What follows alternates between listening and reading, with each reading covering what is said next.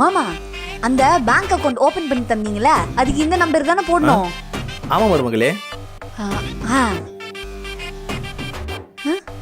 மருமகளே அது எதுக்கு நீ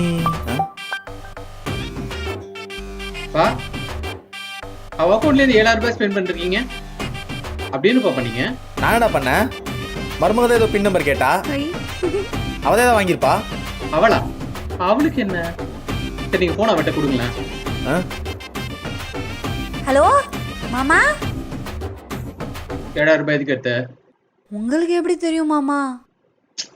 அதெல்லாம் எனக்கு மெசேஜ் வரும், நீ சொல்லு. அப்படிங்களா?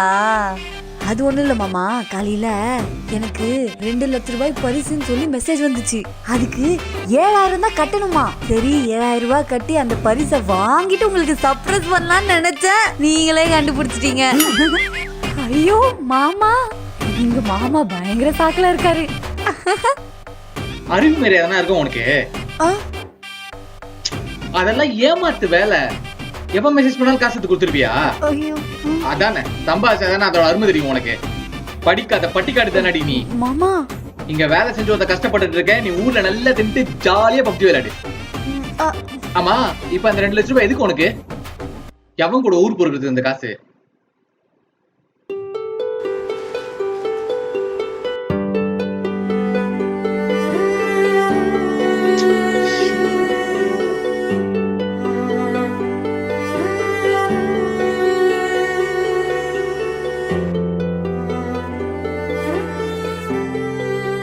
ஹலோ சொல்லுங்கப்பா. உனக்கு மூளை இருக்கா?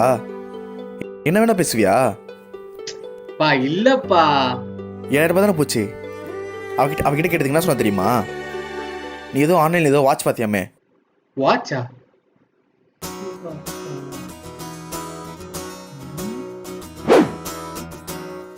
இந்தாங்க மாமா.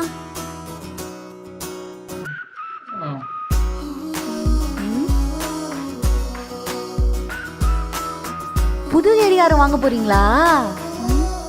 இது வாங்கறதுக்கா? இது எவ்வளவு தெரியுமா? 1.5 லட்சம் ரூபாய்.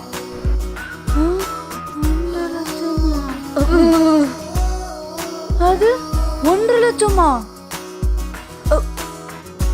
இங்க பாருங்க மாமா, இந்த கல்லு வச்ச வாட்ச் எங்க ஊர் மணி அண்ணா வாட்ச் கடையில 150 ரூபான்னு வாங்கினேன். அதே நேரம் தானே மாமா காட்டும். உனக்கு எங்க இதோட அருமை புரிய போகுது? போ. இந்த வாட்ச் 1.5 லட்சத்துக்கு என்ன பண்ணலாம்? உனக்கெல்லாம் வாங்கி தரணும்னு நினைக்கிறாள, அவளை சொல்லணும்.